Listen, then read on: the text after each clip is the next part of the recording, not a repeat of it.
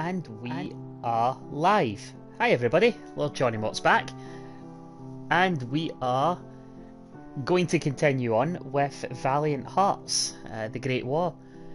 After the lovely little start to last week, playing Chapter 1, we are on Chapter 2. So, yeah, I don't think there's any preamble needed here. Let's just get on it and get into it. God, that piano's lovely. I might try and learn how to play that. I need to find the sheet music somewhere. Okay, Broken Earth.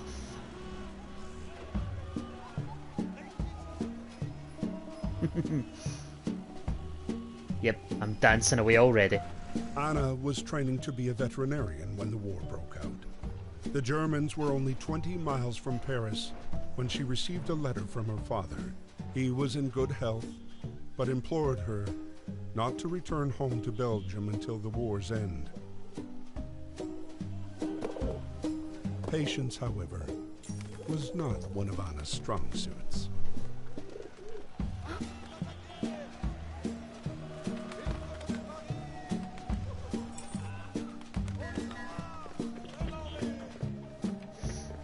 This is the funkiest little beat ever. I love it.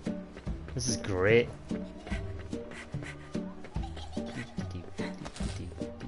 Sorry. Right. Start trying to be mature. Right, okay. Right, let's see. Oh, okay. Didn't actually mean to hit that pigeon. I meant to hit the other ones. Right, okay. I'm guessing I probably need to hit this thing while it's above me. Hey! It's really jazzy, this little beat. It's brilliant.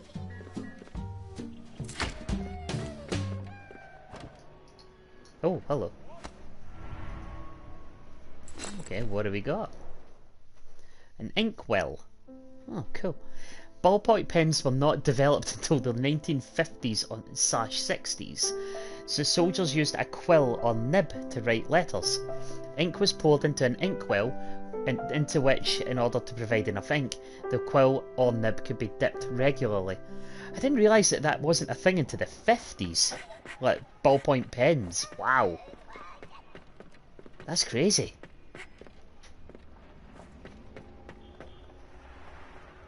Okay. Found a letter. A letter from a Belgian civilian in Paris. Dear parents, we fled our land before the German advanced to take shelter in France with the children. Unfortunately, the Germans kept coming forward, and Paris is practically under siege.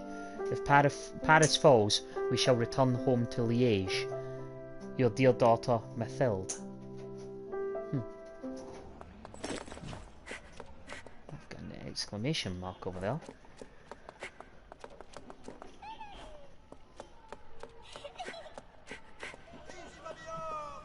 Let's see what we got going on.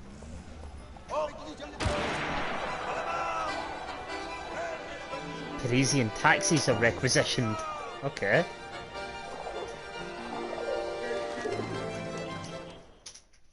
Okay, we've got a couple of facts. I'm going to continue reading these because, you know, some people watching this back might not be that great a reader. So, yeah, let's be inclusive. So, the Germans at the gate. In September 1914, the German advance took them to within 20 miles of Paris. The government had already fled to Bordeaux and was expecting Paris to fall. In the north, most of Belgium was occupied, but under the King's command, 75,000 soldiers kept Pries and Isère out of German hands. I know I'm mispronouncing them really bad. Taxi to Marne. September 6th and 7th, 1914, General Gallieni requisitioned 630 Parisian taxis to transport troops rapidly to the Marne. While relatively few soldiers were actually transported, 4,000 in all, 3% of the total number of men in deployment, of men deployed in the battle, the impact on the public was huge. The event became a symbol of solidarity for the nation, and the Marne counterattack saved Paris from German occupation. That is really random, really cool. Just taxi drivers saving the day. Right, and we knocked this from the pigeons earlier. What did we get? A broken watch strap. A watch strap broken by a motor crank handle. Before battery ignition was developed, motor cars were started by cranking a handle. As the engine sparked into life, the operator had to let go of the handle smartly because the crank handle, now propelled by the engine, could cause a nasty accident. That just reminds me of a chat I had with my flatmate a while ago, who didn't realise that wind down windows were a thing. I can only imagine what she'd be thinking if you had to actually crank start your car. Ah, technology has ruined us. Ooh, okay. Missing a wheel. Ooh, kind of. Right, so that's not a triangle one. But I do have a tile.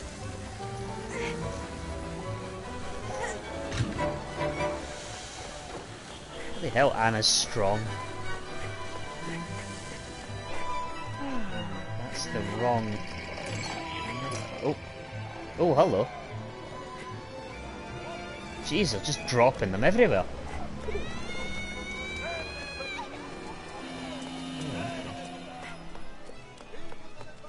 So we might need some first aid over here.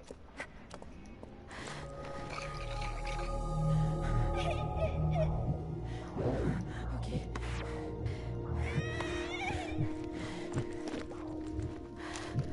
Yeah, wasn't expecting a rhythm game.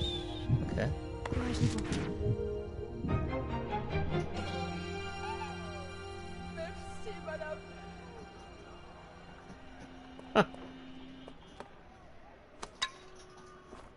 Right, okay, I've now got a bottle and I don't know why.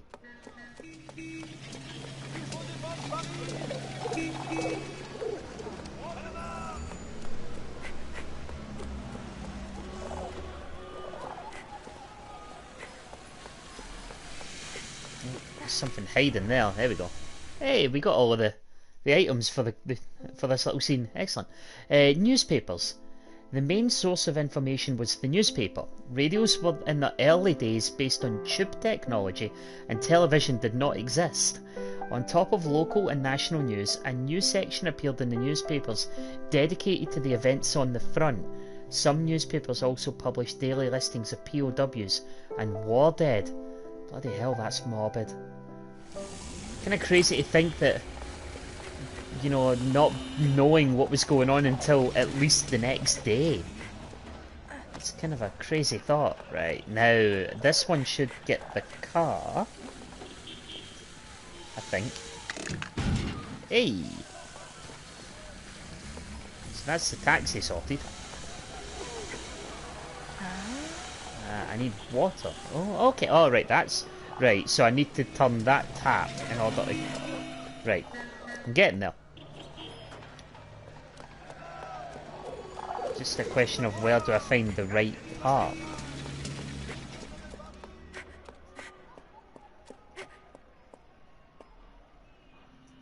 That's not the right part, but we'll pick it up. Did I miss anything up here?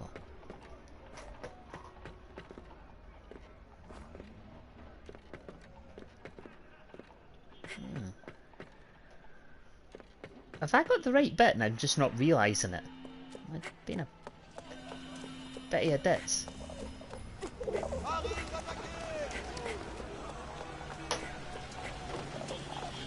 No, it's not a cross, it's a triangle I need. So why... Right. Right, so I need water for that. I know what to get that. I've got the glass already. I just need to find the triangle Allen key to be able to open this.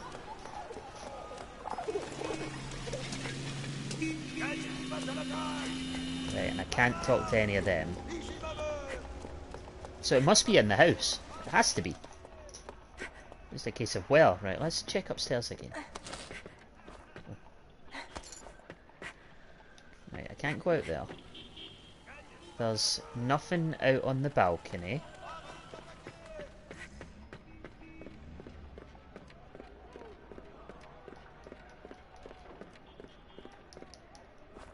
there's nothing here either.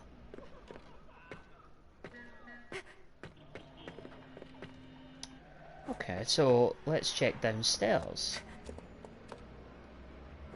There's nothing for me to open there. I am a little lost. Again. This game does seem to have a nasty habit of making me feel like a bit of an idiot.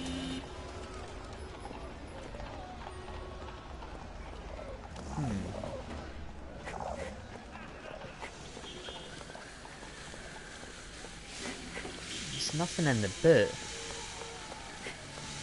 I don't know if I can pick up a rock and throw it at someone.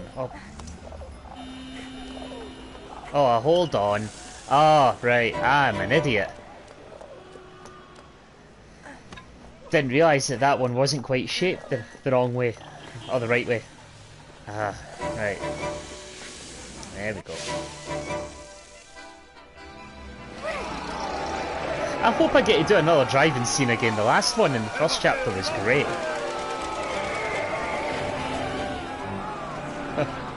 Sorry about that, folks. Being a bit of a klutz. Oh, hello. Oh, bloody hell. Ah. Okay, the music's great. Ah, Christ. Ah.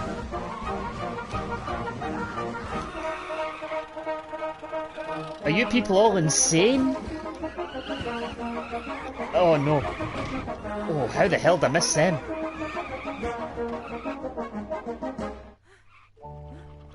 Right, okay, Anna, you are a complete nut job. Oh, what are you doing? Go away. Oh, crap. Ah!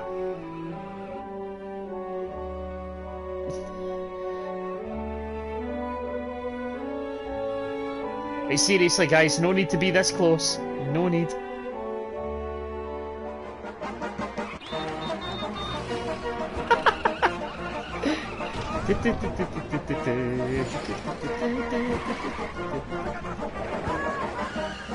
Oh, bloody hell.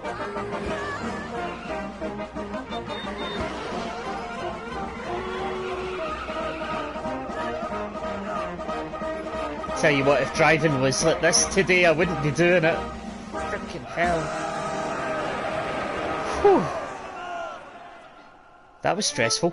September 7th, 1914. Taxis drove all night. Anna was proud to help the soldiers reach the front line. When Anna arrived at her destination, she discovered the horrible truth with her own eyes.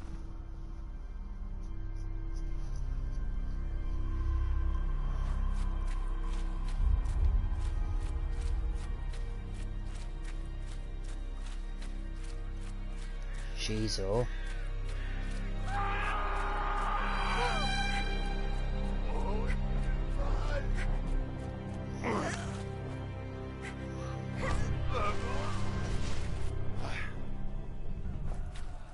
Man, this is nasty. No.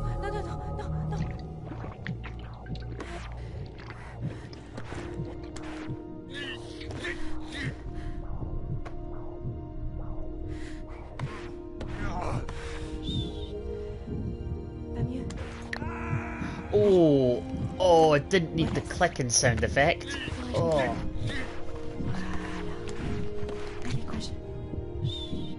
Oh, man. Oh, that gives me flashbacks of Metal Gear Solid 3. Oh. 7 months went by. Driven by compassion, Anna devoted herself, body and soul, to healing the wounded and the sick.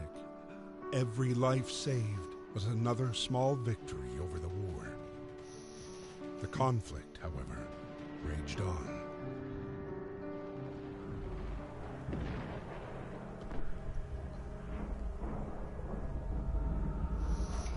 It truly must have been a horrific war to be a part of. Right. Oh, I missed a couple of bits. Ah, damn. Right. Shrapnel shell remnants. Shrapnel shell remnants, a shell containing lead bullets. Depending on its settings, the shell might explode on contact with the ground, sending its contents flying, or in the air for even more destructive results. Yeah, this is not pleasant to joke about. No, winded.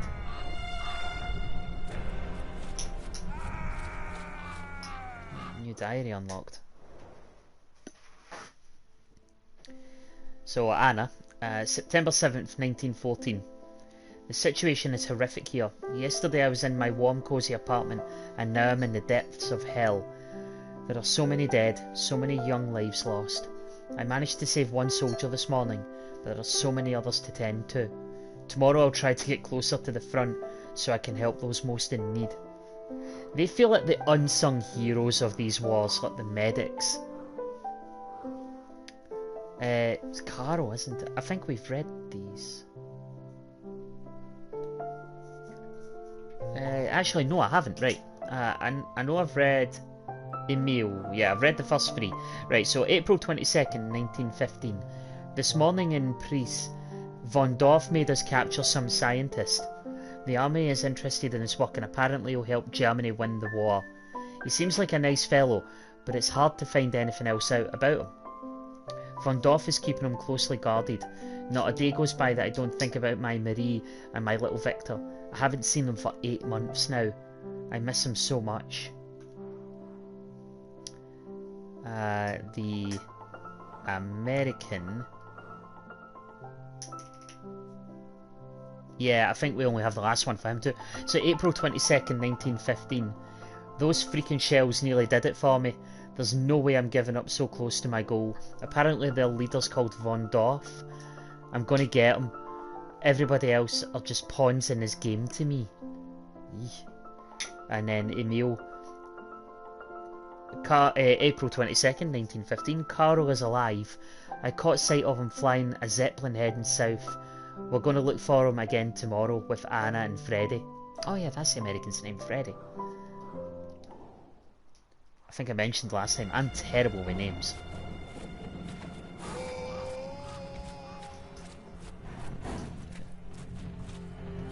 I guess it's time to go into the medic tent. Oh no, a saw? Are you joking? Oh god, he's not. Oh, right. Let's read a couple of facts while I brace myself for what I think I'm about to do. Right, so, the Hectatomb?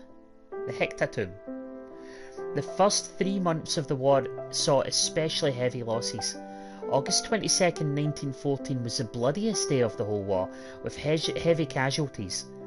The numbers of wounded were far greater than had been anticipated, and the military health services struggled to cope with the scale of the conflict. It's quite interesting that the bloodiest day of the war was near the start. Huh. Nurses.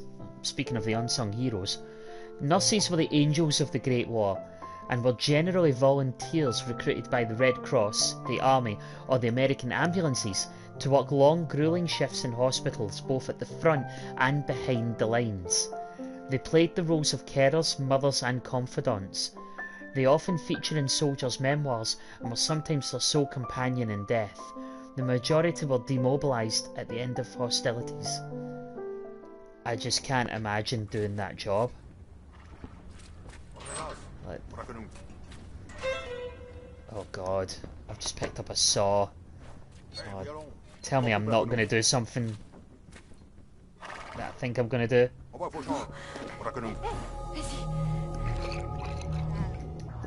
For a rhythm game again.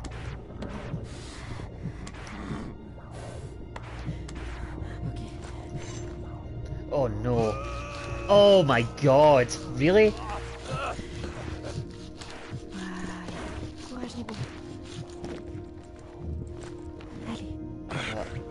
At least it wasn't that graphic.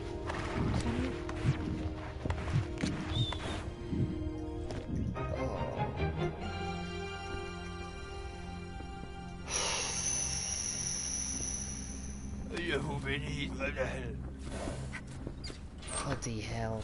Oh. Oh, maybe I haven't missed all of the little things. Okay, the items. Right, tallow socks.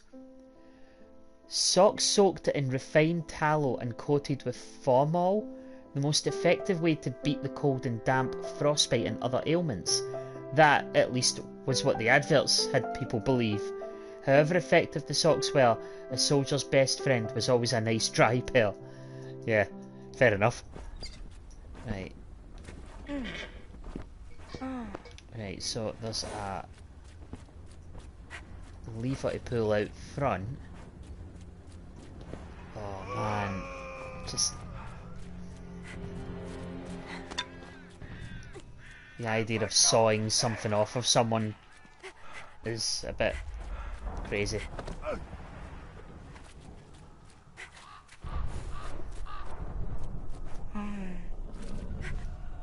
Oh, maybe I needed that saw again. Oh, hello. Nurse's Manual. The war effort suddenly required a larger medical corps, and there was not enough qualified personnel, so manuals were published and distributed to help volunteers train. The manuals provided a whole host of practical solutions to logistical and medical problems at the front, such as how to make a splint or stretcher using rifles and their straps. Huh, interesting. Yeah, I suppose it's almost a given that they wouldn't have enough people. Ah, right, I think I need to leave the glass there. And I can pick up the saw on my way. Chop that tree down.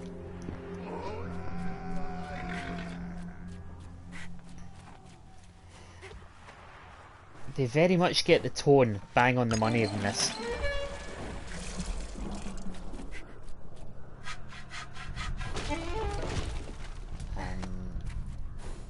Now I have a scarf that should be able to hopefully make a splint of some type, or a sling maybe? I don't know. Right, well I can get the water now I suppose.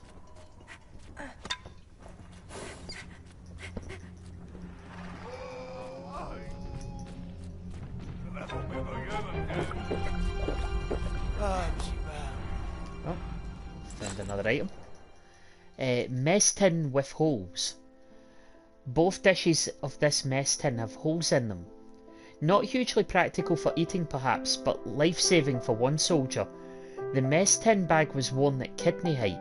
When the shell exploded, this mess tin slowed down the searing hot shrapnel in flight, which, although it wounded the soldier, helped him live another day. Mess tins were blackened using smoke to prevent them glinting in the sunlight. The little things that save you, I suppose. Oh, no, I'm not done yet.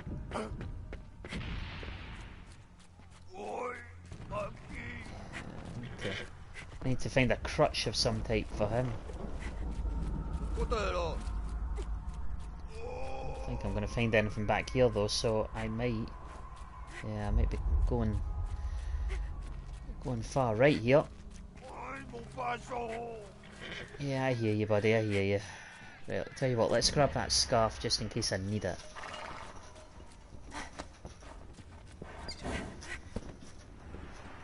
And there's nothing else in there. So I guess I'm going this way. Oh, I see shiny. Yeah. A letter from a Prussian soldier. 6 September 1914. My dear daughter, we are making headway through the French countryside. The landscape is beautiful. I'd much rather be enjoying it with you than killing people. I think of you all the time. Your father, Wolfgang. Yeah, I suppose it can be easy for either side, really. This is a wonderfully made game. It really is. Oh man. Like a cross as well.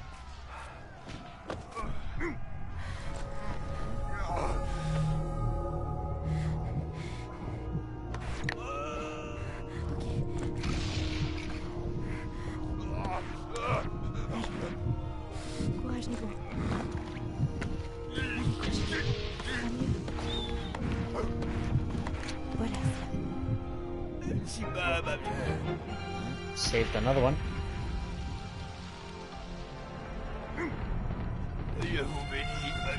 Still need a crutch, mind you. There's the cross. Yeah, let's drag that along. I might go back and have a little look to see if I've missed anything, but I don't think I have.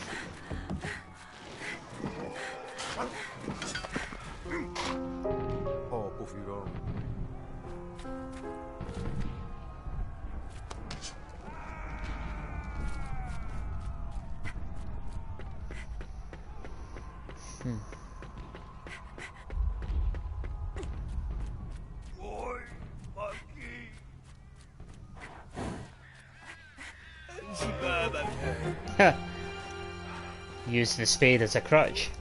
Clever.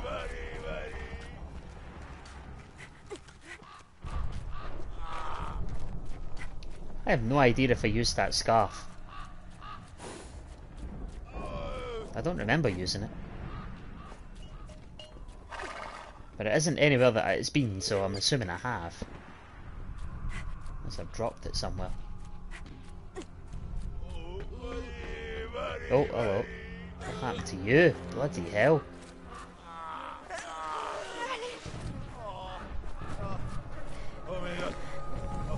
Here we go again.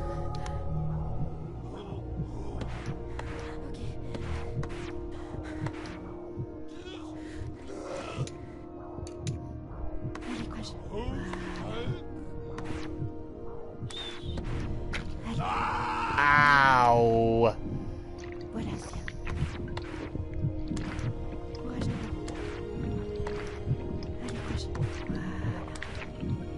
Boy, the sound effects were really not needed. Ugh. I mean, alright, maybe they were, but... Ugh. The French officers were talking about Belgium. The German army was about to experiment with a new weapon near Ypres, Anna's hometown. Anna got en route to warn her father about the imminent danger. Reaching the outskirts of the city, Anna was greeted by the screams of sirens. The deadly gas was already here. Okay, well, I've now learned how to pronounce Ypres. I suppose that's something. Right. Speaking of, a couple more facts. So, Ypres, a town in ruins, dubbed Wipers by British troops due to its difficult pronunciation. I feel better now. The Belgian town of Ypres was a key strategic position during the war. A hub for road, rail and canal networks, it became the target for sustained bombing from 1914.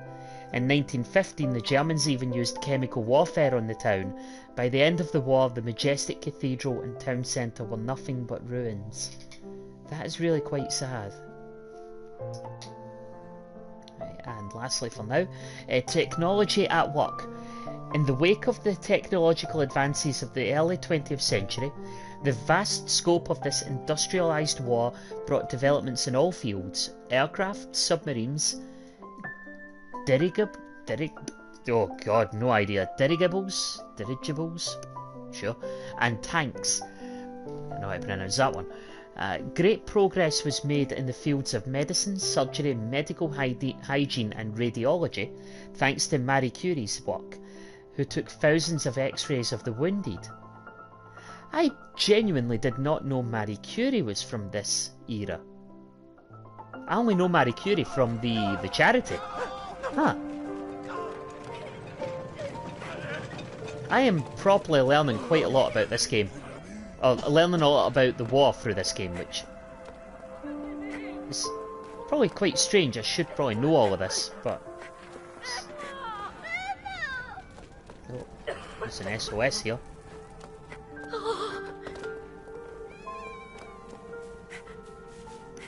Guess I'm going to be busting down that window, I reckon.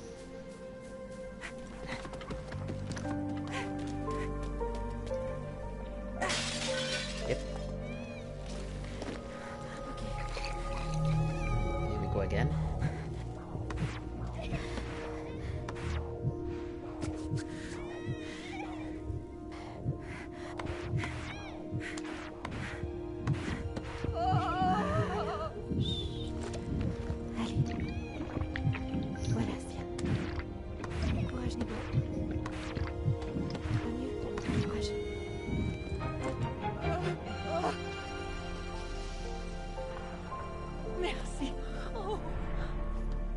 Oh, what have I got? A wooden top.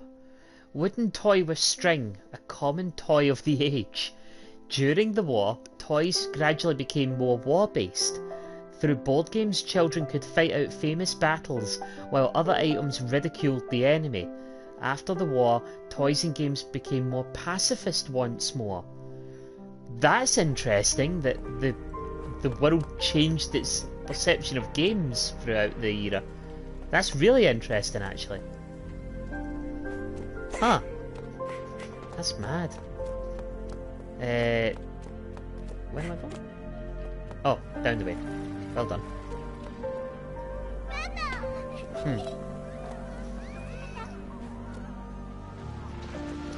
And mother and daughter are reunited.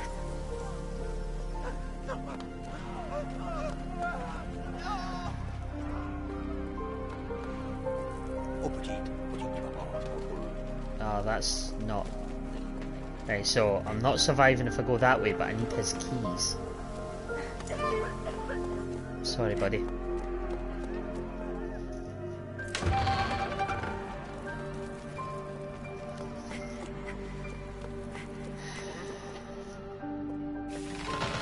Oh, hello.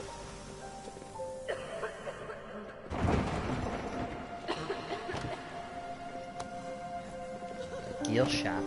Alright. Yeah, I've got a gear here for something. Not quite sure what yet. Oh, that doesn't look safe at all. Let's clean up.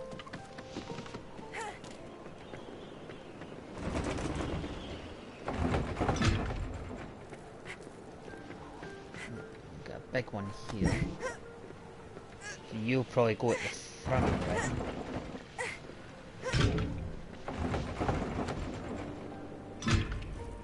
And then I need another big one.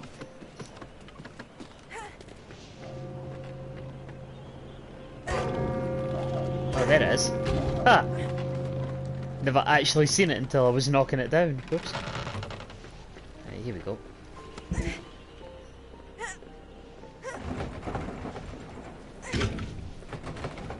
Right, and then we pull the lever.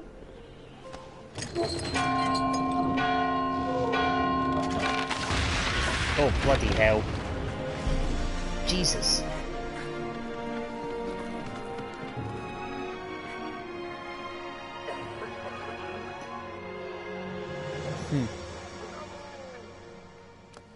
There is an awful lot of destruction in this game. It really is.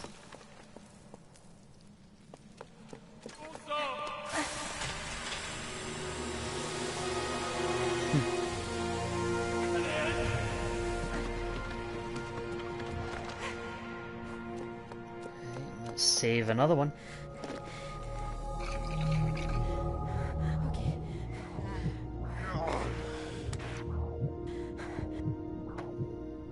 Oh no. Oh. Oh.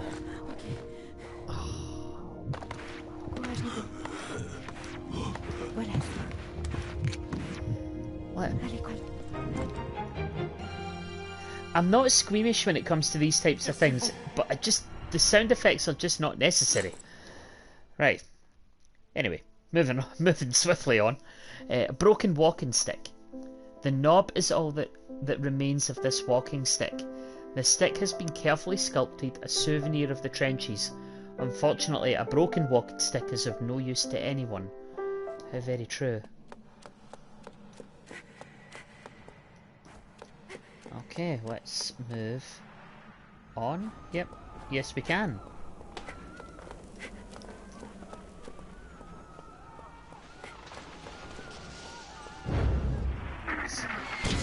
Oh Christ. Here we go again. Right, okay, so I need something to be able to operate that crank.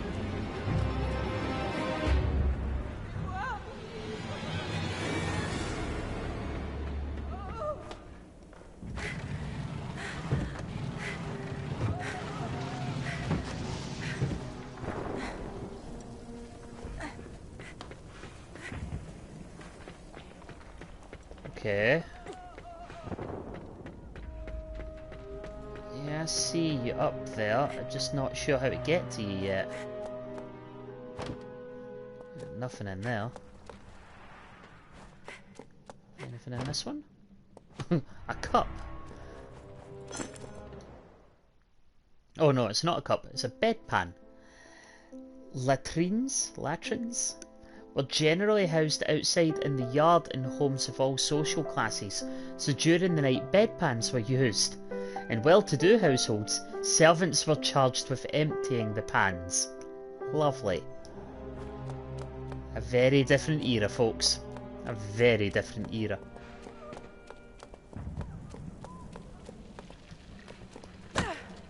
Oh. Okay.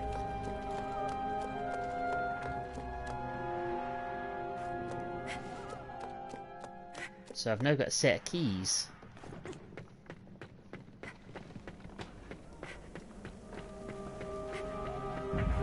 So I'm guessing I'm probably going to have to move something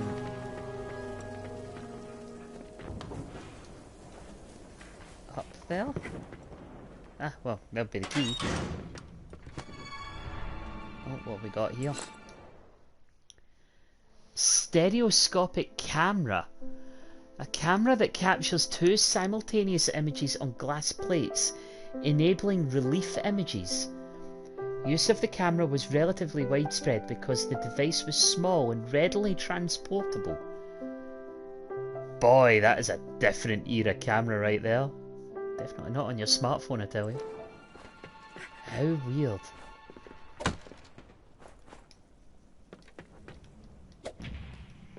I have no idea what to do with these photographs. If I do anything with them.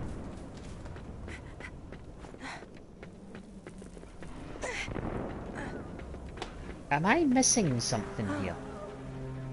No way up.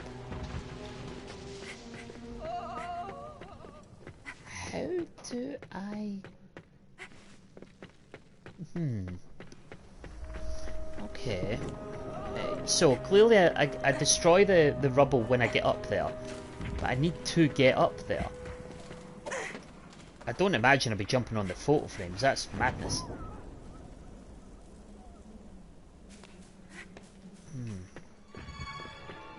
Oh, there's a ladder down here. I spotted that the first time. All these photos also have numbers on them. Aha. Right. Kinda wish I'd paid attention to them now. Right, so 4, 6. I'm assuming the Roman numerals are the order. So 4, 6, 8.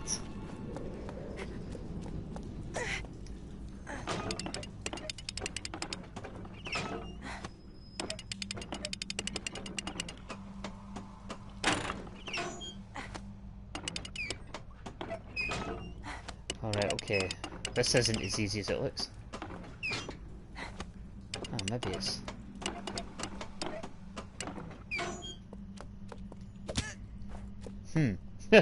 Just randomly hit it, just out of petulance more than anything else.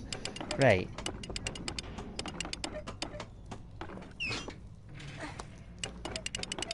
Right, I'm sure this was 468.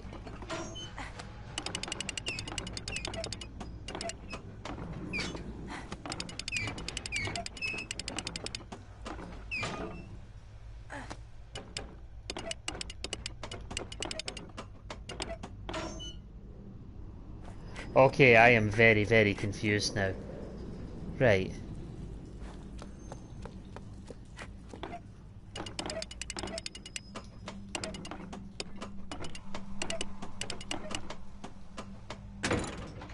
Ah, hold it down. Right.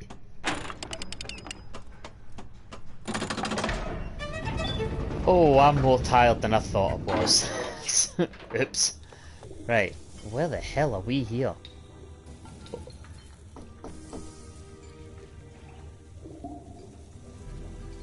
Is this all of their plants?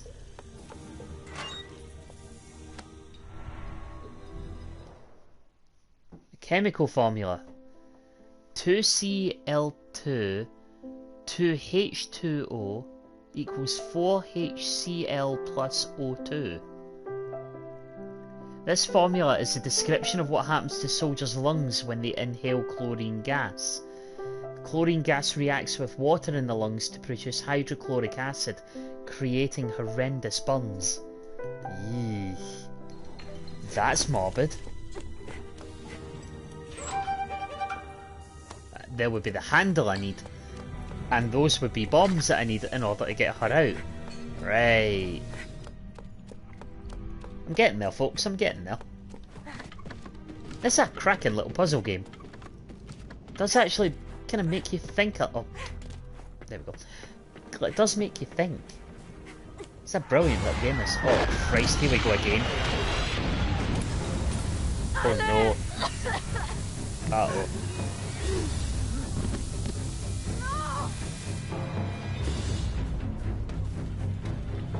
Time to move.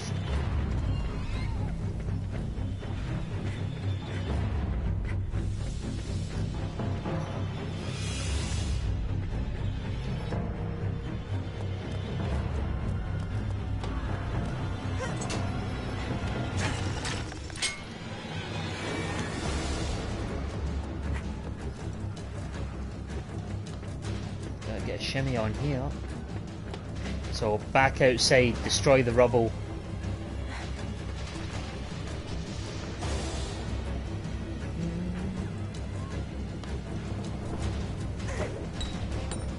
Oh.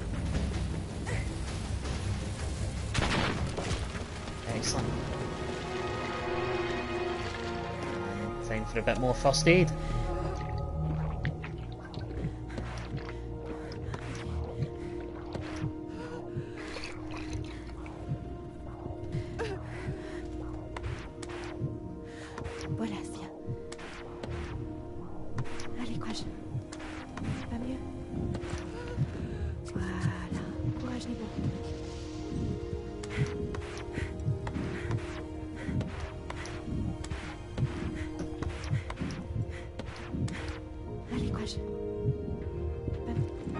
And we've saved another one. The governess revealed to her that her father, an eminent scientist, had been kidnapped by Baron von Dorf, who was eager to use scientific advances in warfare. Anna set out in pursuit of the Baron and encountered Emil and Freddy. Destiny brought them together. They had survived the enemy's wrath, their gunfire, bombardments, gas attacks.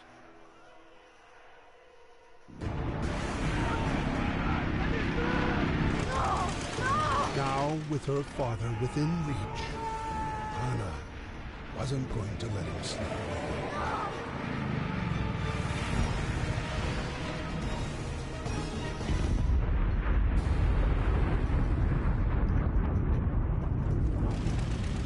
Okay. Just as a little reminder, folks, if you missed me destroying the Zeppelin in Chapter 1, you can find the full replay on YouTube now. That video's up.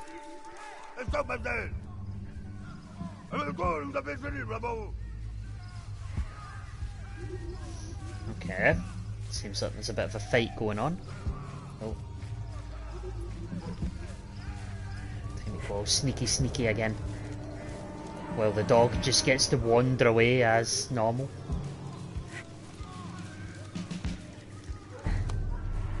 Nearly missed him. Virgin Mary statuette and case. A case containing a statuette of the Virgin Mary, another example of trench art. To overcome their boredom, soldiers would set to work transforming anything that came to hand. Unexploded ammunition, empty cartridges and shell debris were all turned into day-to-day items and put to a more pacifist use. That is quite interesting. That is quite interesting.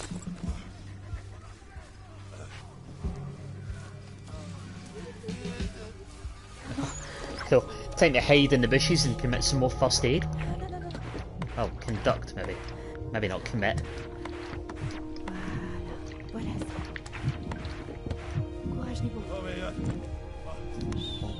No syringe.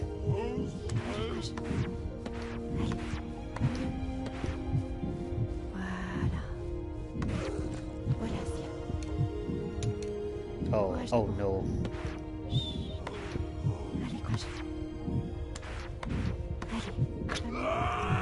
Oh. Oh, yeah, you're gonna get me cringing at every sound effect.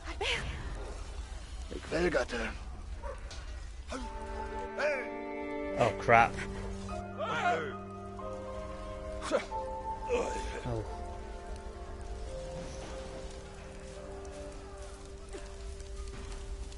I feel like I'm responsible for him getting caught there.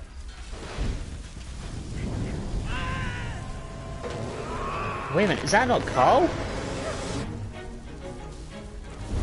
Oh, right, we'll hold that thought for a minute. Cool, so 2 more facts to read. The life and death of the Zeppelin. The Zeppelin was effective at the start of the war, and in 1915 London suffered over 50 Zeppelin raids before the Royal Naval Air Service intervened. The craft's weak spot was obviously its hydrogen-filled balloon. Hydrogen is lighter than air, hence its value to aviation. However, it is also highly inflammable, and the slightest spark sent the craft plummeting. Sorry, let's try that again. And the slightest spark sent the craft plummeting spectacularly groundward in a ball of flames. Of the 92 craft used during the war, 68 were destroyed. Bloody hell. And then, oh, this isn't nice, facial disfiguration. By 1918, there were 20 million war wounded, all countries included. Roughly 70% of injuries came from shrapnel, and only 1% from bayonets. Huh. Facial injuries could result in having a jaw, nose or eye removed, but progress in surgery saved and patched up many victims of facial disfigurement and amputation, of which there were 200,000 post-war. Man, this is nasty.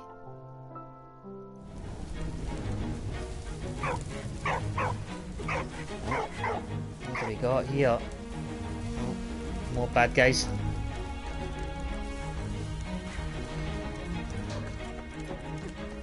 Right, so I need a lever there.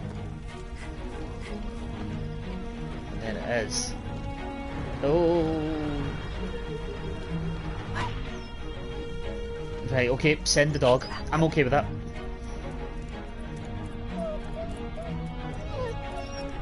You're doing well, boy, you're doing well. Come on. Good boy, well done. No, no, no, no, no, come back. C'est bien. Well done, dog.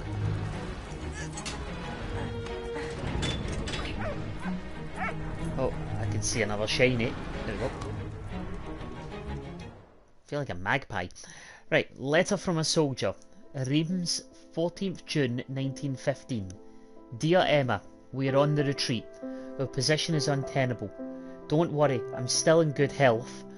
We are going to leave Reims to the enemy. Reims is a beautiful city. I hope all is well at home and you are taking good care of our parents. I hope the prisoners are working properly for you. Prisoners? See you soon, Siegfried.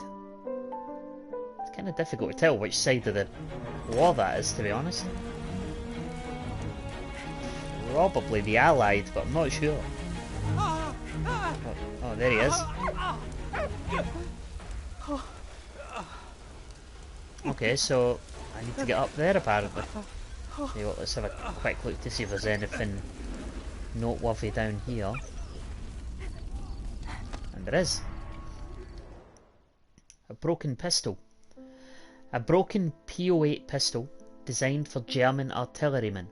The P means parabellum, which refers to its 9mm ammunition. The word parabellum comes from the Latin sivi pacem parabellum. If you want peace, get ready for war. Huh. Okay, I've learned some Latin today. That's rather morbid, but sure. Right, let's try and save him, shall we? Anything down here? Oh.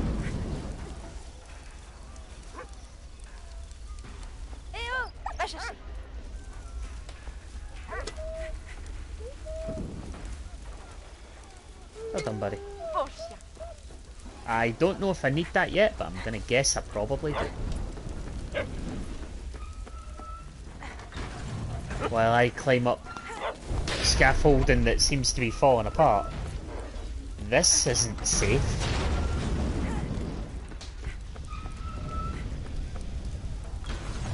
Right, okay, what do I need to do?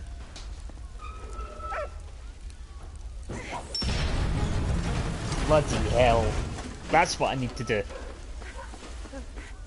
Cool, that works. Right.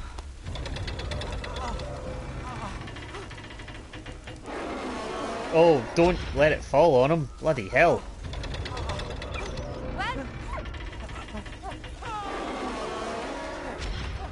Right. And time for some more first aid, methinks.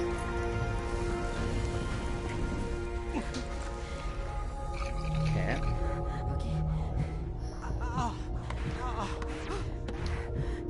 This has got quicker.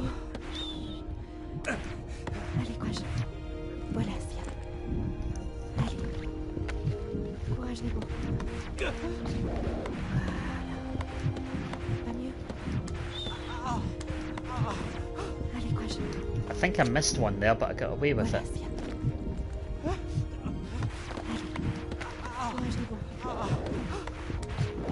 Went a bit early again there.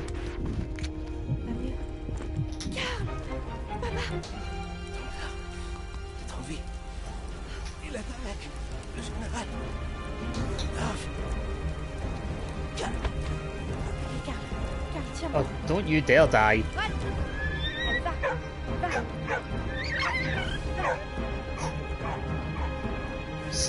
Shoo the dog.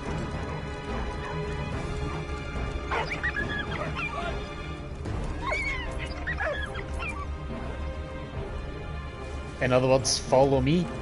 And I run the other way first. Right. Oh, bloody hell.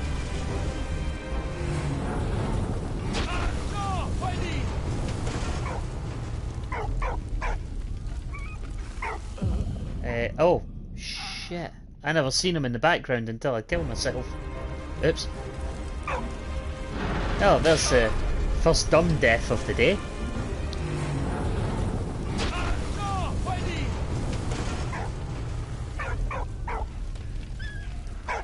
Right, so Freddy's over there.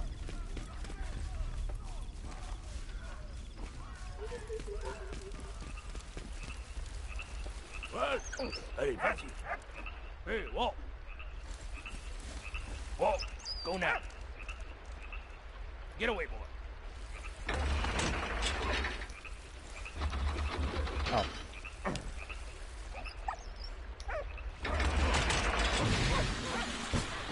Hey, hey. Whoa. Come here, dog. Whoa. Hey, whoa. I can see the bottle there, but I can't get to it.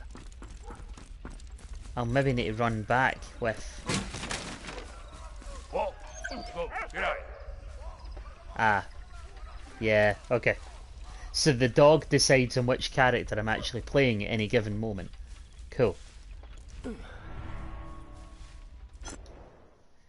Sterilising solution. Soldiers drew water directly from rivers and streams, but because of the rats and decomposing corpses, river and stream water became a major threat of disease. Soldiers used a variety of products to disinfect water before drinking it, but the best solution was to boil it up.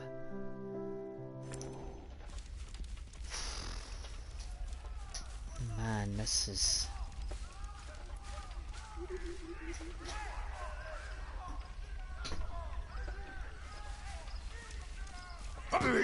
Oh, there we go. Nailed him. It's hard to imagine being a part of this, being involved in this. Right, I think I need to get the dog to pick up some dynamite here. What? What? Does he?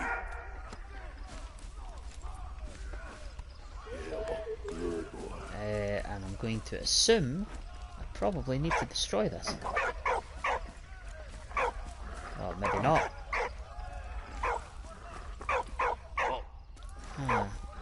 Oh, wait a minute. Oh, no, I see it. Ricochet shot. There we go. Run away. There we go.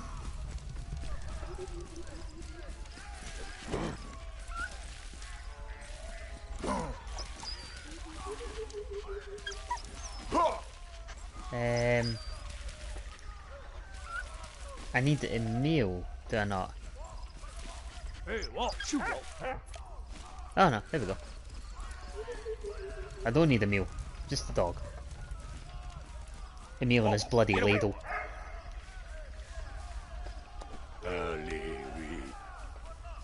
He's a good doggy. With another stick of dynamite.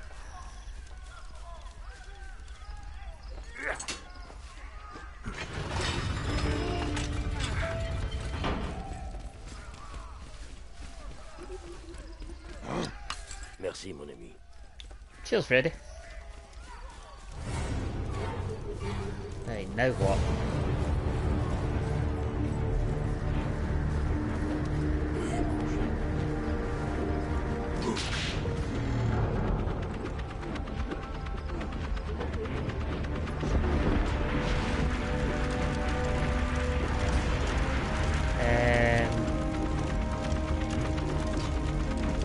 Okay.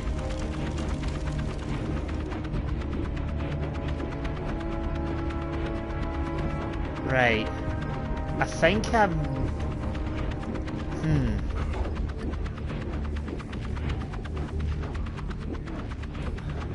Right, okay, no, I've definitely done that one wrong.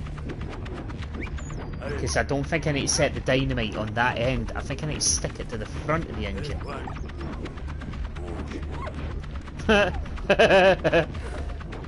Oh no, maybe I was right. Maybe it did need to go in the back.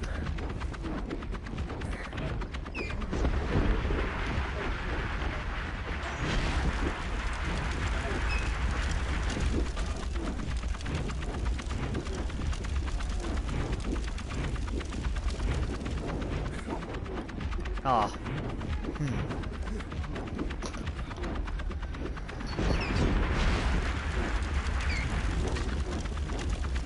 Right, let's try this again. Ah, got it that time.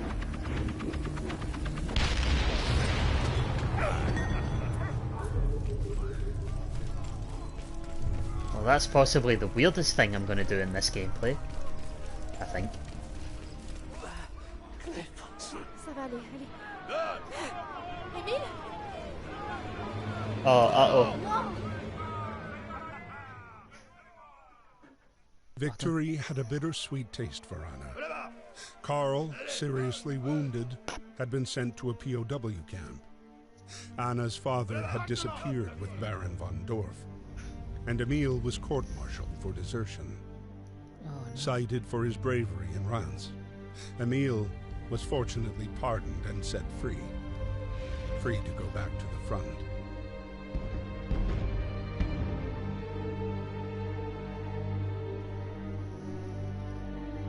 February 21st, 1916.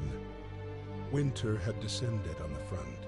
After joining back up with the army, Emil and Freddy were stationed near Verdun, suffering like many others from the harsh winter. That morning, the arrival of the mail raised spirits, but Marie's letter did not bring good news. Oh no. In Saint Mihiel, food was scarce, disease was rife, and the number of dead was growing. Out of this grim news, however, there was one ray of light. A photo of his grandson, Victor, standing on both feet and learning to walk.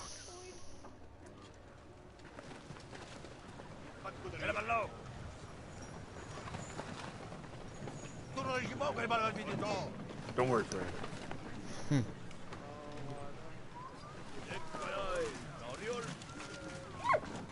Well, we're certainly moving forward a little in time.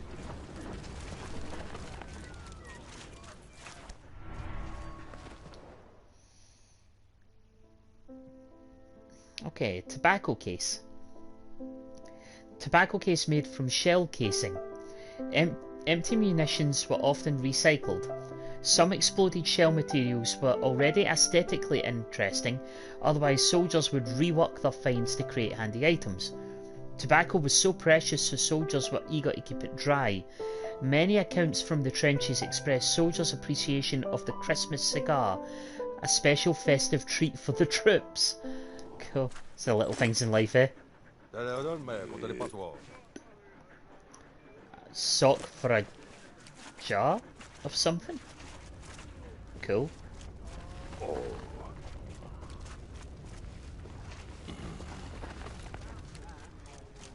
Love how I've still got the dog.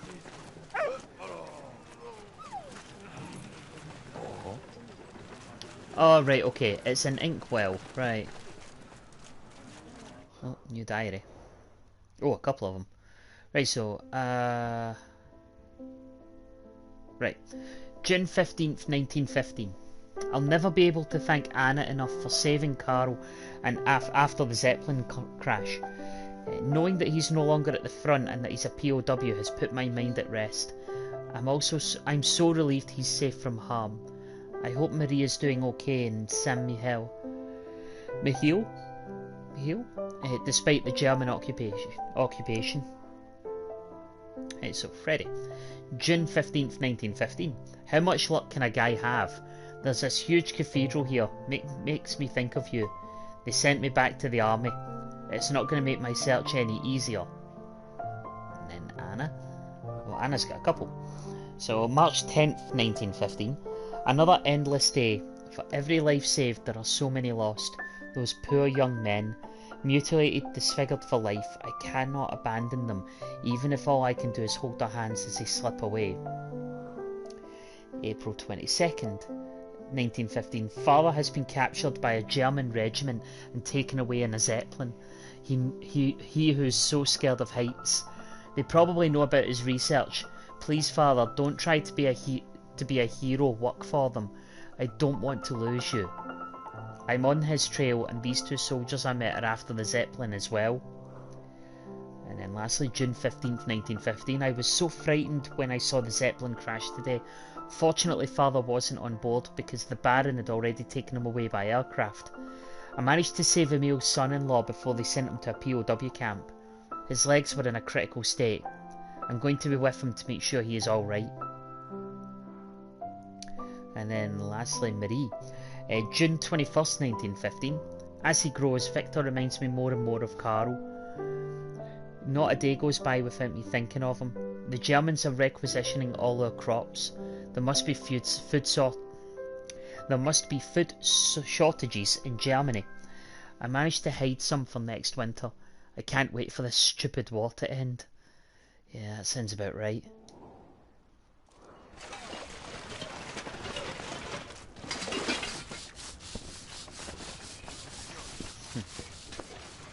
Yeah, someone's got to do it. Oh wow, bloody hell, we've got a lot of facts this time. 5 of them. Right, actually, grab a quick drink. Okay, so, feeding soldiers at the front. Supplying millions of men at the front with enough food was a logistical nightmare. The diet was mainly composed of bread, rice, soup, and sometimes meat and dried vegetables. Food parcels from home were ambrosia for the troops. British soldiers had a ration of a pint of wine and a third of a pint of rum every day. One of soldiers' fatigue duties was to go behind the lines with containers to fetch their company's rations. Sometimes food did not reach the front line, and infantrymen would go without food or drink for several days. Jesus. 18 months later, in over 18 months of combat, the front barely moved, as each side dug in and tried to claw back enemy positions. The War of Attrition turned 1915 into the bloodiest year, and civilians became hugely affected too. By late 1915, shortfalls in human and food resources began to make themselves felt, while ammunition shortages were especially problematic. I find it quite rough, the concept of a human resource, that humans are a resource in that war. Yeesh. Barbed wire. Oh, okay. Invented in 1874, barbed wire was already a common feature of trench protection in battle, but with the Great War's onus on trench warfare, it became widespread. Thousands of tons were deposited in no man's land. Both sides sought tools and strategies to overcome barbed wire, such as grappling irons and wire cutters. Intensive bombardment was deemed to be most effective method, and the tactic became widespread. Dead soldiers putrefying on barbed wire remains one of the enduring images of the war, a powerful symbol of its violence. It's just one of those things you kind of take for granted, I suppose. It's strange how primitive some of these sort of weapons feel, you know, with modern technology and modern bombs and drones. You know, just how something as simple as barbed wire can cause such devastation. Right, Verdun. Triggered by the Germans at dawn February 21st in the aim of penetrating Allied lines, the battle eventually lasted 300 days. Some key positions changed hands several times before the French finally prevailed. The battle produced the highest concentration of casualties, with 600,000 killed over 61 square miles. It's one death for every 311 square yards. Bloody hell, that's a lot. Wow. And then lastly for this bit, military decorations. Britain had 6 war medals, the most issued of which were the British War Medal, the Victory Medal, the 1914-15 Star, and the 1914 Star.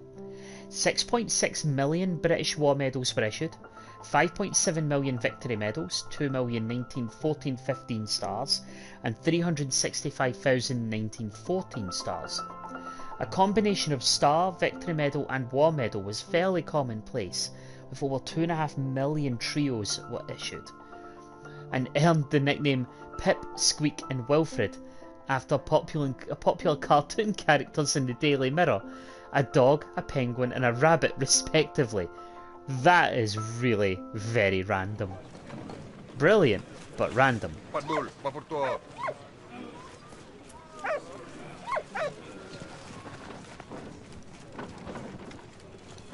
what? Right, I can see what you're shouting at, doggo. I can see him.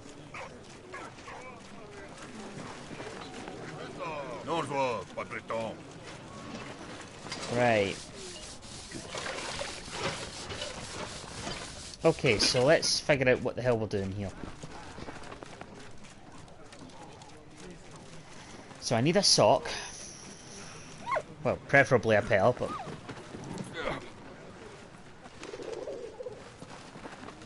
There's a sock there. So that then gives me the ink well.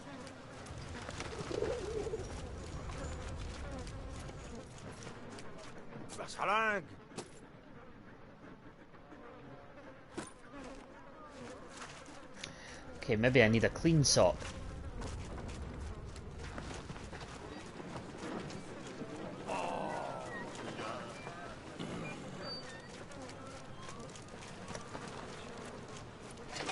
Maybe I can clean it with the dishes.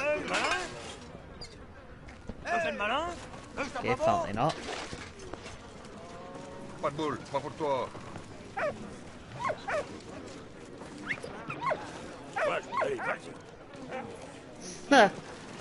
Get the dog to steal some bread.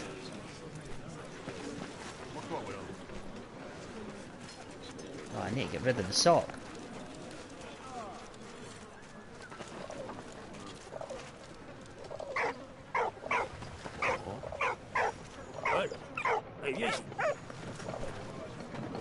I'm kind of stuck with a sock now. Hey, what? Allez. What?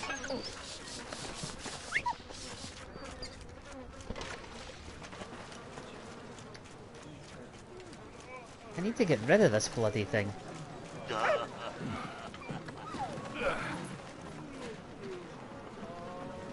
Won't let me put it back. Oh. Huh, okay. Card game. Wasn't expecting to find an item up here. Days in the trenches were long, and to overcome their boredom, soldiers would play cards, read, write, and create objects from the materials they found. The Germans played scat, the French manille, and the Allies brag or pontoon, among others. I think of those games I've only played pontoons.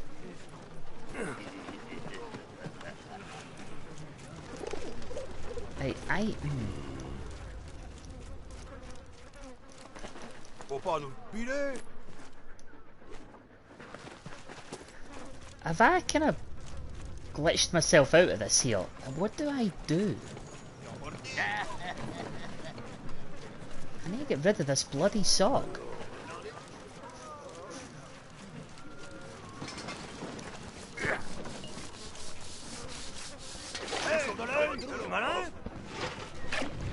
Ah, right, okay. That's one way of doing it. Do it while they're not looking. Like a proper scumbag. Right.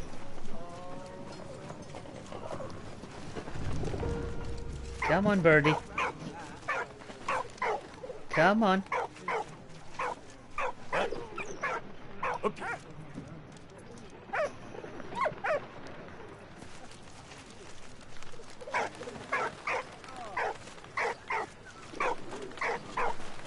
I need to get the dog to come away. There we go. Uh-huh. Ah, there we are. Right. I've now got a feather. So that'll work as my quill.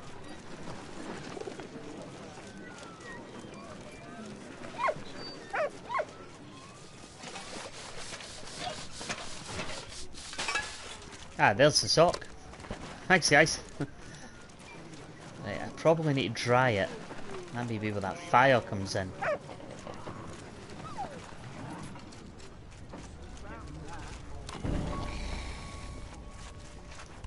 There we go. How's this work for you? Hey! Cheers, buddy. My dearest daughter, I heard from Carl. His condition is stable. He is still in the prisoner camp south of Reims. I hope to finally get permission to visit him. Thank you for the photo. It means so much to me. Oh god, here we go again. Oh,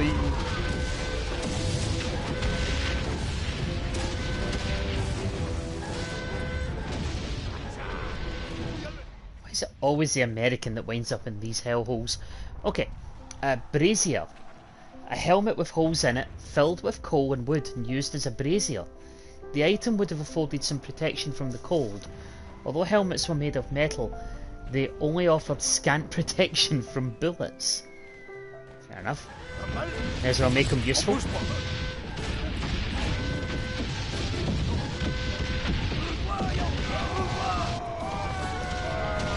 Run!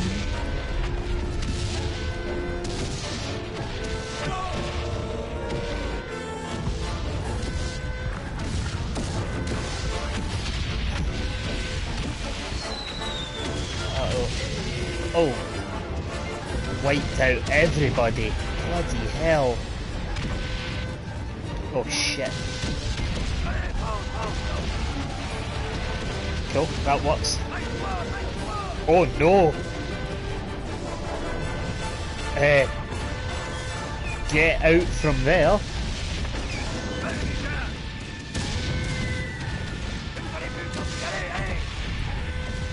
Bloody dynamite.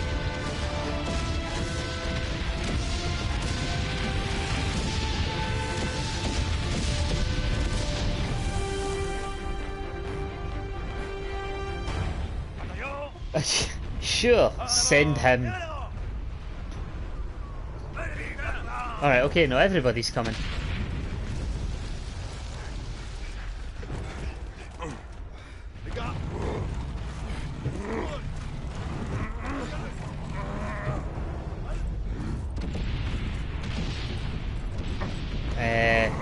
Okay, I appear to have missed what I'm meant to do here. I wasn't paying attention. Oops. Okay, that's my fault.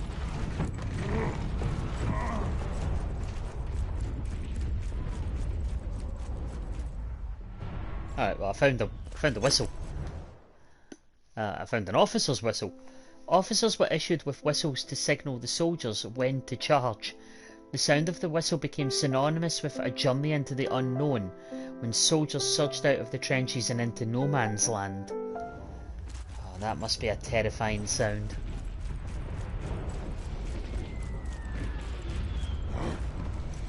Right, okay.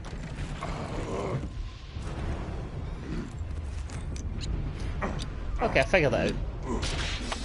Hey!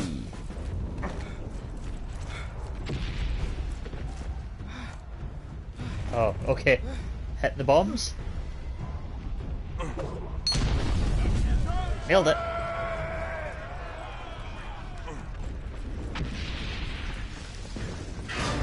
Uh-oh. Ow. Right, we're okay. We're alright, lads. Keep moving.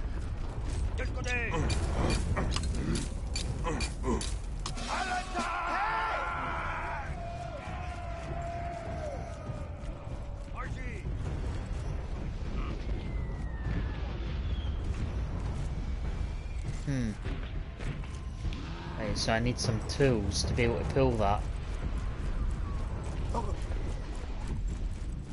At least I think I need some tools. Oh, found another item. A letter from a Tunisian soldier. So, 21st of February, 1916. Dear father, dear family, I am cold. The land we are defending is frozen and covered in snow. The ground is so iced up, it is harder than rock. We cannot dig. The cold is so intense that my hands are burning. I hope everything is fine back in the village and you're still receiving half my pay. Tell me if you aren't. Ahmed. Huh.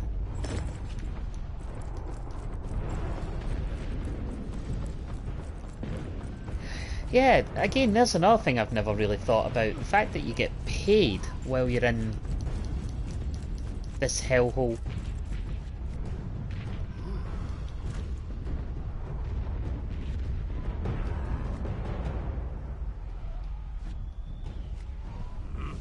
Okay, I have no idea what I'm doing here.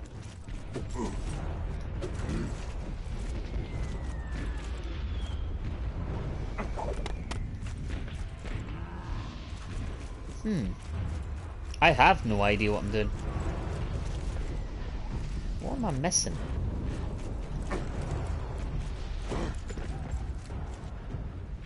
Right, so I cannot climb over it. I cannot drag it. Seems to suggest it needs repelled.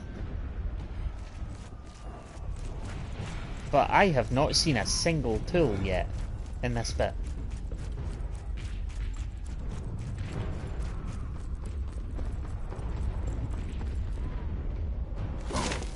Oh, that would be why, because I hadn't broken the... Yeah, I'm being a bit special there.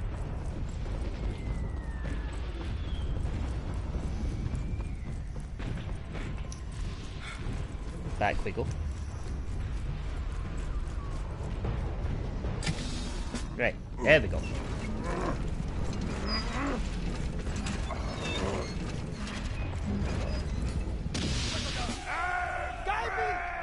He's a very grunty boy as well, Freddy. I'm just gonna assume I need to knock one of them down. Right.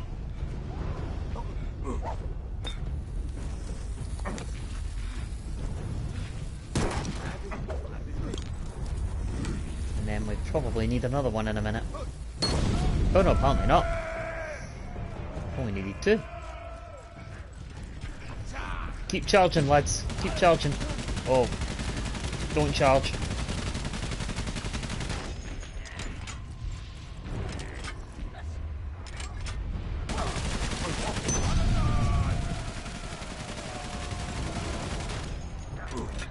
And duck.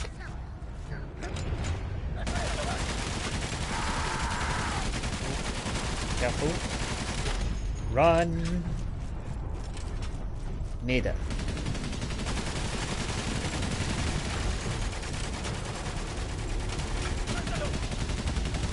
Alright. I never even seen those logs on the ground, that's quite worrying.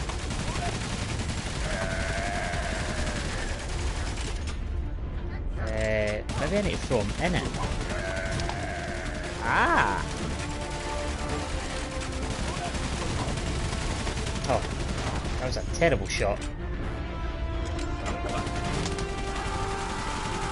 There we go.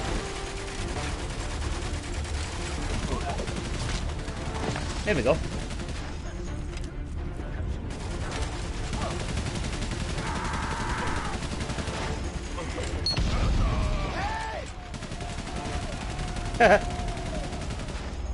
That'll do the trick.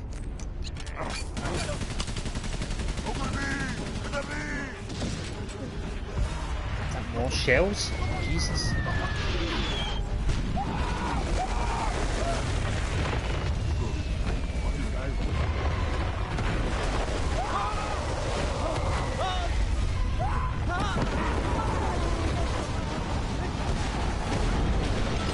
Okay, they appear to be firing mortars.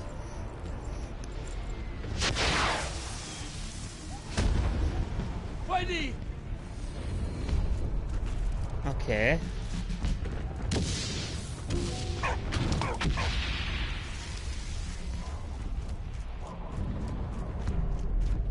I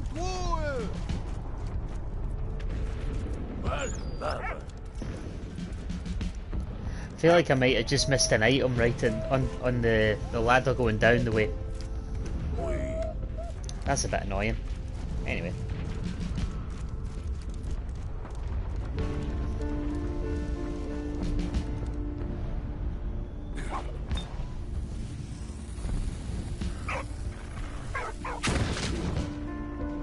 Nailed it.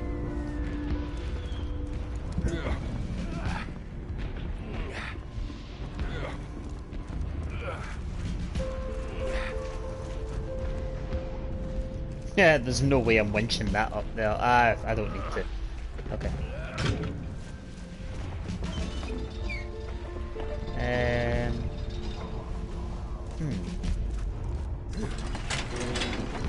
Okay.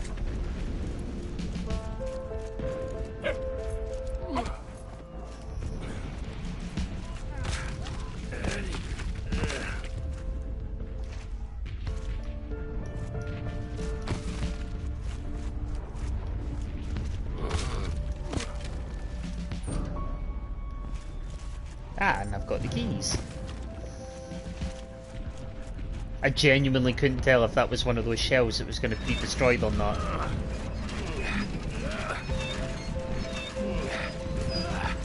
Okay. Right, so now I can do that.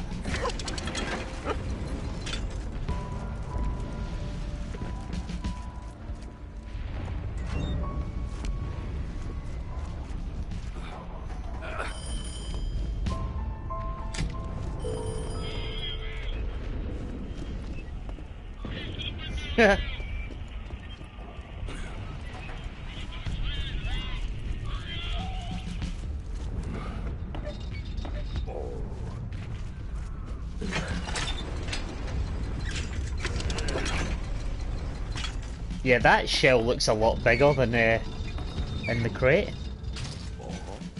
Right, okay.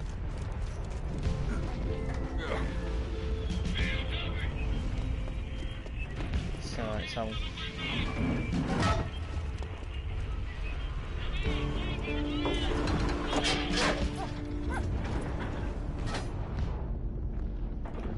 Okay, right, hang on. Right, so it's to the right of the windmill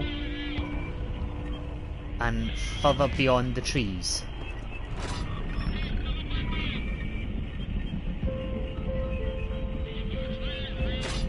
Just need to find the windmill. Ah, there's the windmill.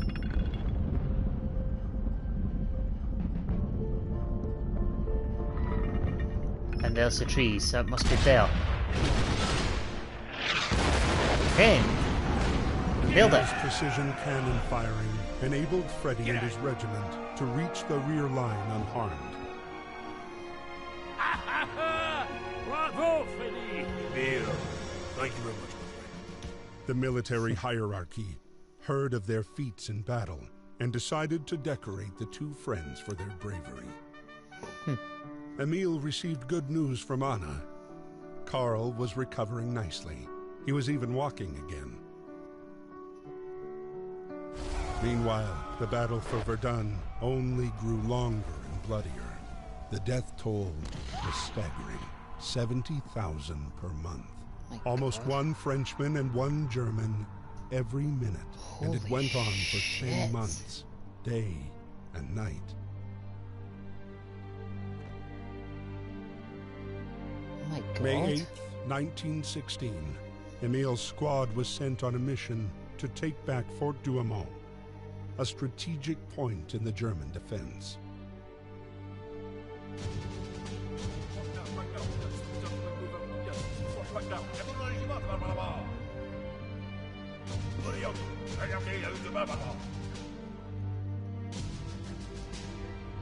Yes, sir. Come on.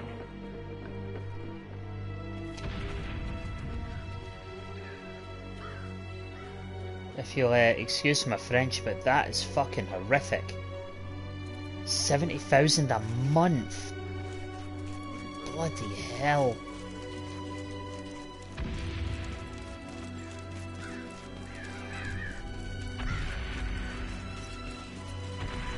I know that I've said this before and I'm likely going to say it again, but my God, the music in this game is beautiful.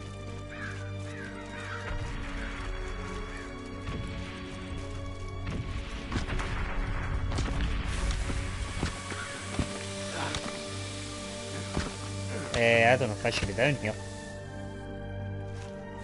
I'm guessing I should. I should probably wait for that pipe to finish.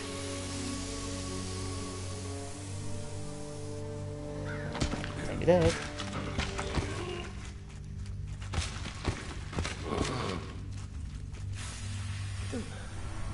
Oh.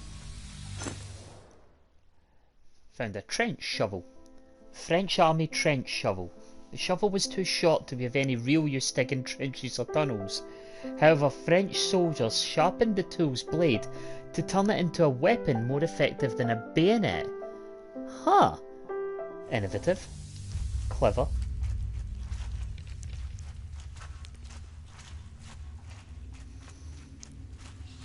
Right. Same again. Oh. Got a bit too close to the pipe. That was dumb.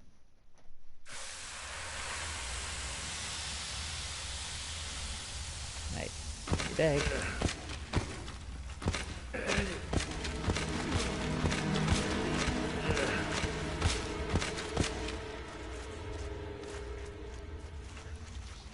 Right, so Freddy's doing Freddy things. Oh, and I've got a proper puzzle to solve. What? Hey. What? What? Don't touch me. Good dog. Help put that flame out. Atta boy. Well done.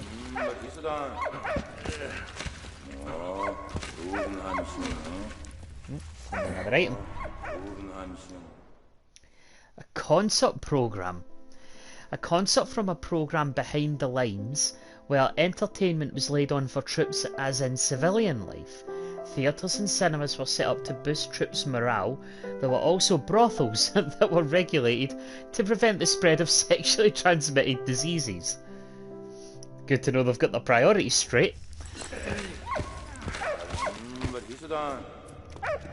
What was it, Game of Thrones that said nothing like needing a woman after you have a fight? Anyway, 2 more facts to go through. So, Fort Douaumont.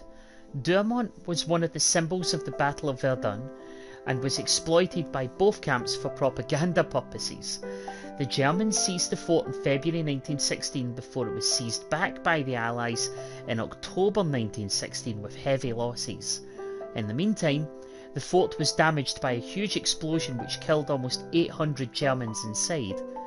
Rather than work for some valiant heart, the explosion was caused by a neglected stove.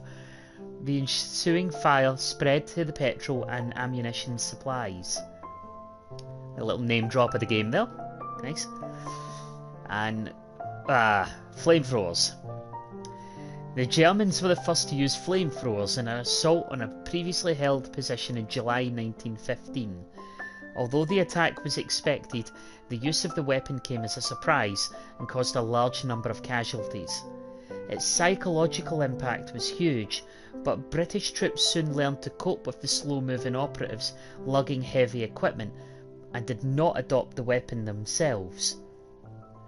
Yeah, because flamethrowers are horrific.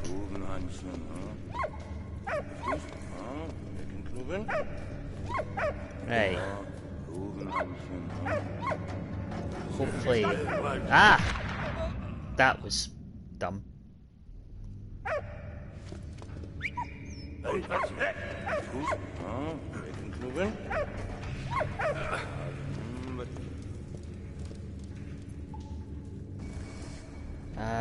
Right, okay.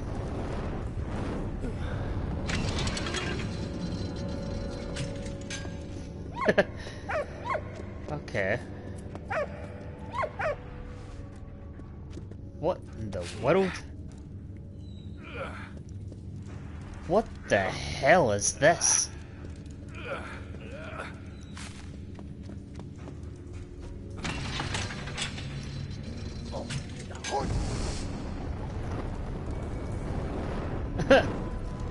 Okay. Maybe I need to make him run out of fuel? I feel like doing this thing one at a time might actually be quite smart.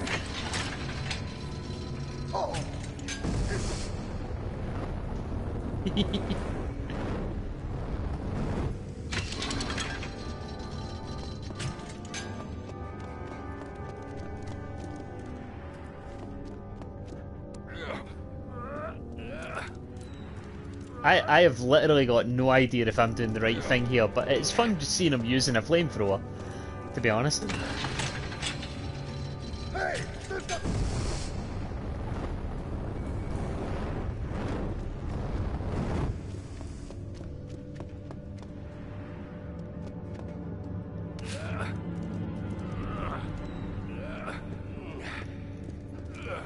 just realised I picked this one up without actually bringing the platform down. Whoops.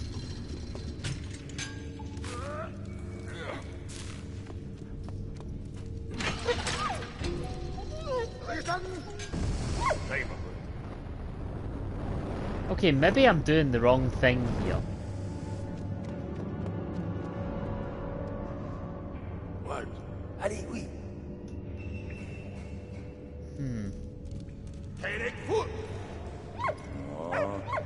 Can I knock him out? Ah, I can knock him out. Yeah, I know, buddy, I know, I see you.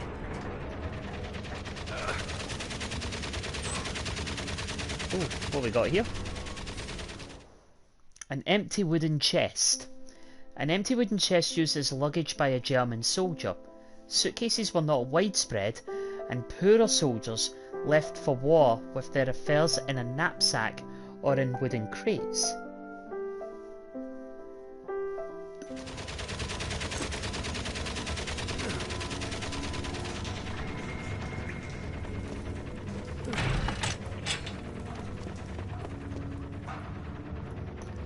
Yeah, I can see what I'm about to do here.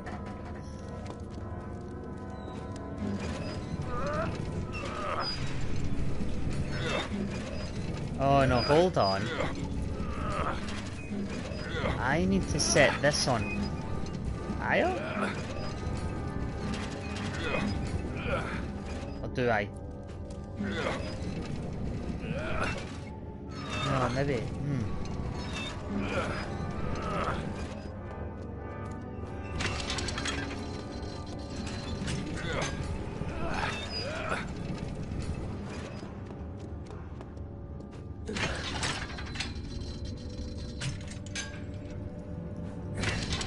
Hey, hold on. Maybe I need to put the scarecrow on.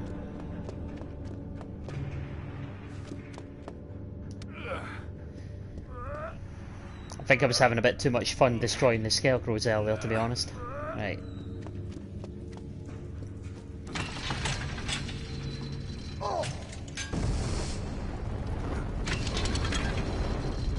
Ha!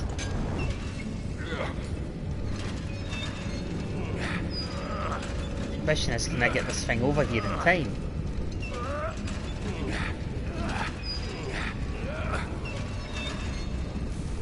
Oh yes, I can. Oh, I've smoked him out. Freddy going, yeah! I enjoyed that more than I probably should have. Right. Now then.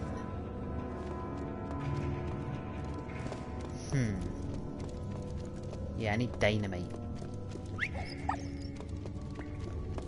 So what if... Right, I cannot move that anymore. And I don't think I can get out here. Right. I don't particularly fancy sending the dog. Maybe that's what I'm meant to do. What? I didn't. Okay, let's try the dog.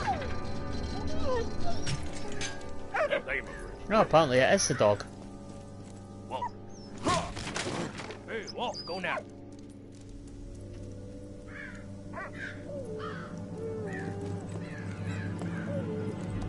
Oh, good boy.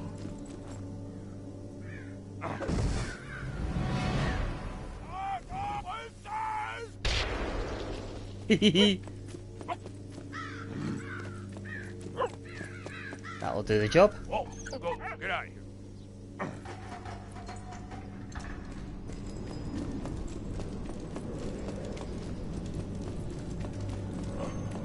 Oh, hello.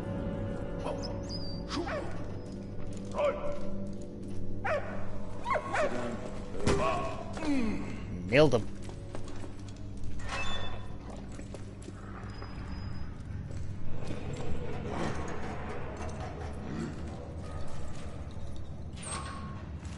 Oh, what we got?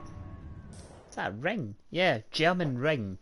An iron ring bearing the inscription Goldgab ich für Eisen, offered in exchange for some precious item as part of a program to finance the German war effort. Because, as we know from anyone who's played Metal Gear Solid, war is expensive. I'm on a very Metal Gear Solid heavy day today.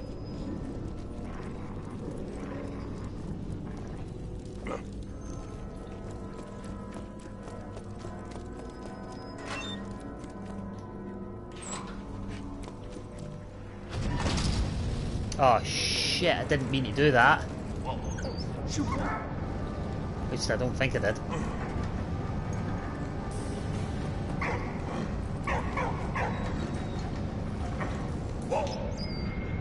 Get away. Hey, Wolf.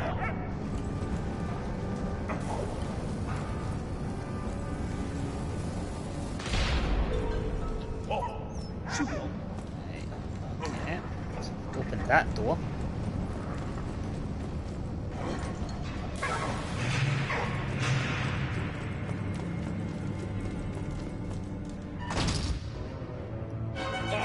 Uh-oh.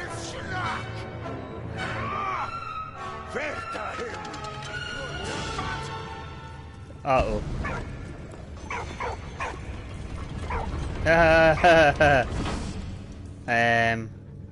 Okay.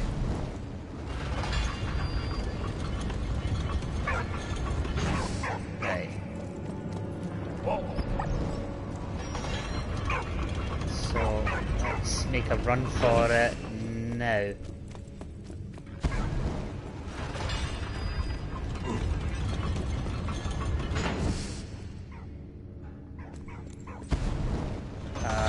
Okay. Ah! Balls. Ah! Ooh! I got a bit close for comfort. Right, okay. Right, okay. So I think I know how to get to this door, but I'm not 100% sure.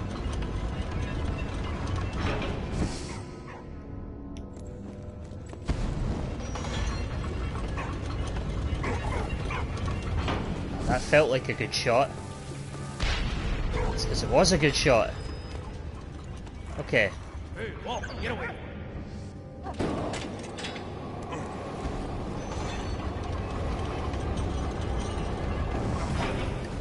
Oh, I just missed it.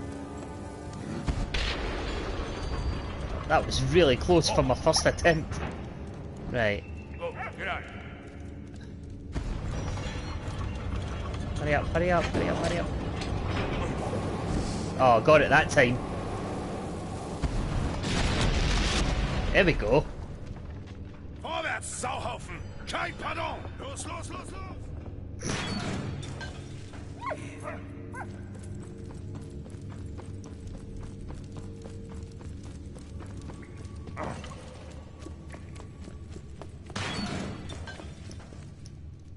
I don't know why it let me come up here. There's absolutely nothing there.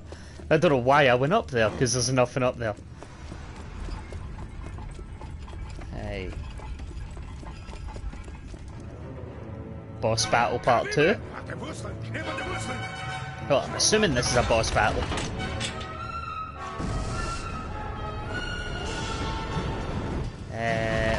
Oh, hello. Okay.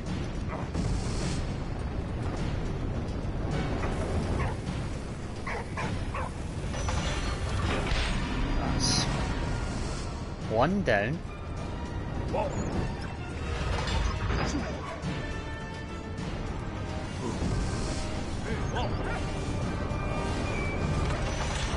Ah, perfect shot as well. Just no flame.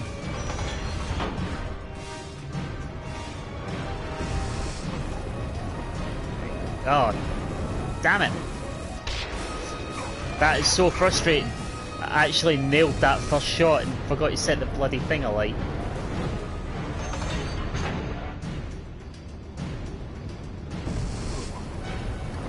Got it that time.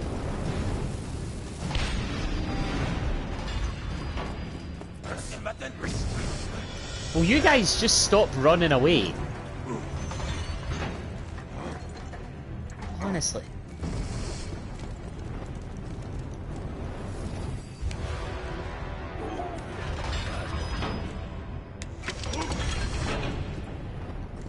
Ah, I felt like putting it back down. Right, now what?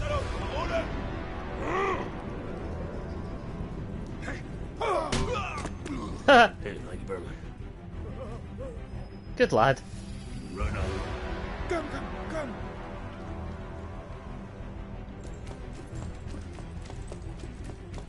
Good to see that Anna's dad's a badass.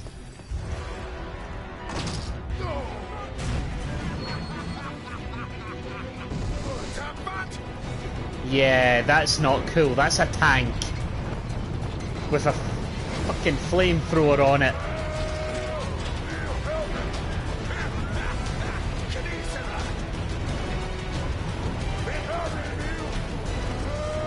Yeah, help Emil today.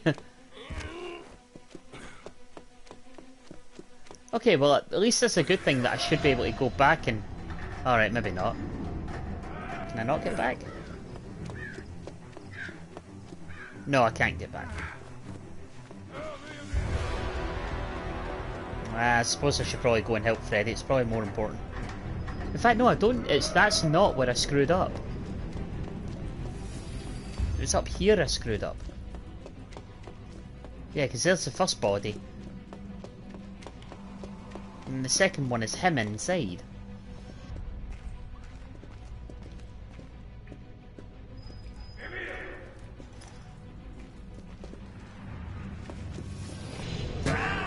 Hey, nailed him.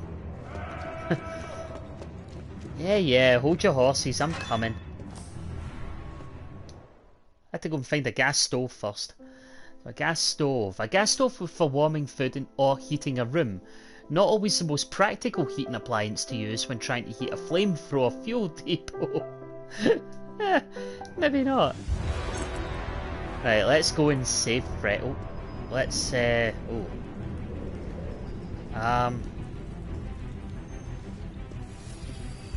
Huh.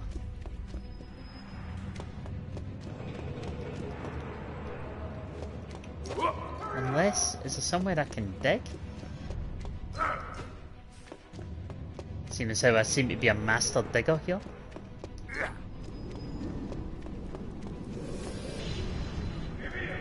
Oh, there is. That's right, it's up here.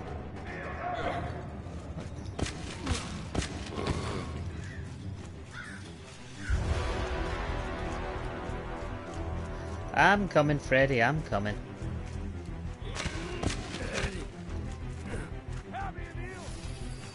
Yeah.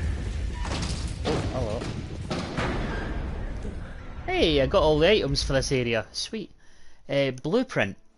The blueprint for Anna's father's latest invention, a 4-stroke engine. That's quite some machine. What on earth is it? A 4-stroke engine. Boy, that sign of the times right there. Right.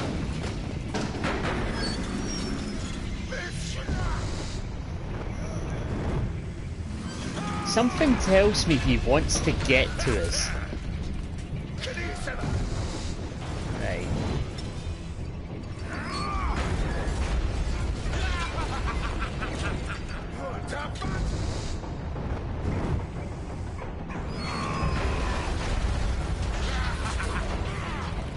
Ah.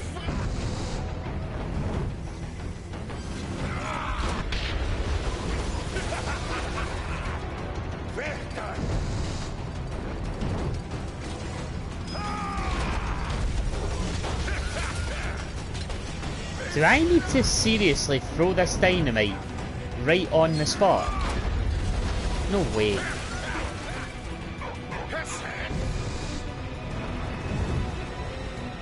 And then have it roll down the hill?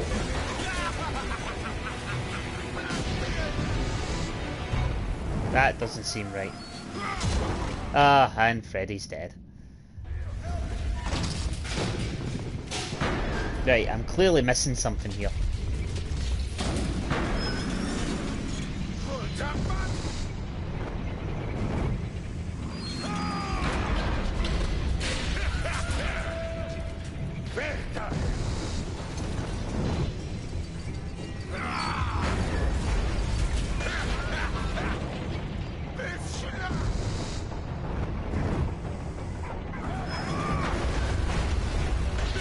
Oh, maybe I do, yeah.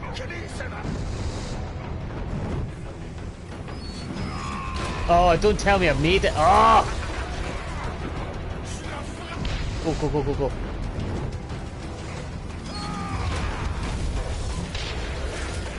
Oh, crap. I need to do more than one.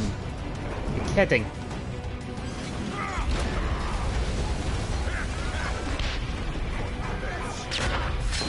Oh, landed that one in his lap. There we go.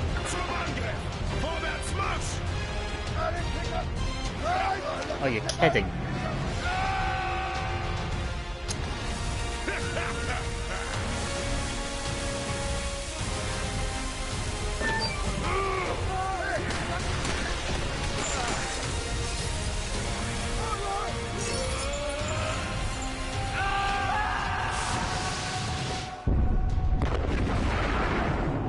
Jesus.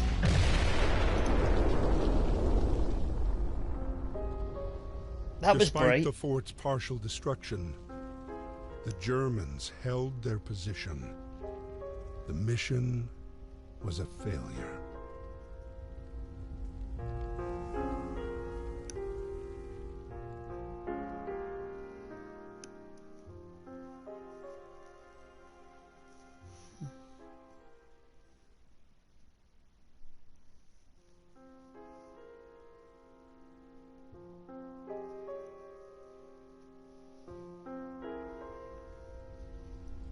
My darling, war has taken away a very dear friend.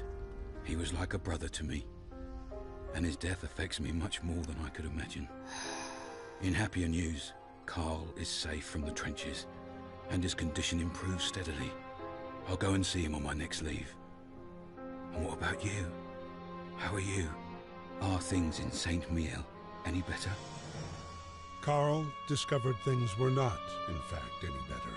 According to Marie's last letter, his son had fallen gravely ill. Carl had come to a decision. This war would never end. He had to escape.